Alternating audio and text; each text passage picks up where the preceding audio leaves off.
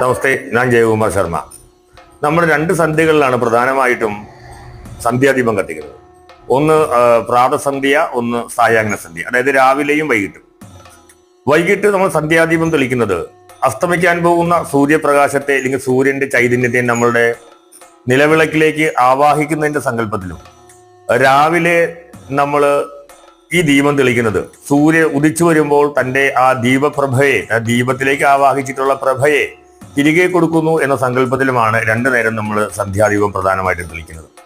അതുകൊണ്ട് തന്നെ വീടിന്റെ ഉള്ളിൽ സന്ധ്യാദീപം തെളിക്കുന്ന ആളുകളെ സംബന്ധിച്ച് അവരെന്ത് ചെയ്യണമെന്നാൽ നിലവിളക്ക് കൊണ്ടുപോയി ദീപം ദീപം ദീപം എന്ന് 3 പ്രാവശ്യം പറഞ്ഞ് വാതിലിൽ നിന്ന്, അതായത് നമ്മുടെ വാതിൽ തുറന്ന്, പ്രധാന വാതിൽ തുറന്ന് പുറത്തേക്ക് കാണിക്കണം എന്നുള്ളതാണ്. അത് രാവിലെയും വൈകുന്നേരവും ആ ദീപം ദീപം ദീപം എന്ന് 3 പ്രാവശ്യം പറഞ്ഞുകൊണ്ട് ഇത് സൂര്യനെ കാണിക്കുന്നു എന്നുള്ള സങ്കല്പത്തിൽ കാണിച്ചിട്ട് വേണം അകത്തേക്ക് കൊണ്ടുവയ്ക്കാൻ.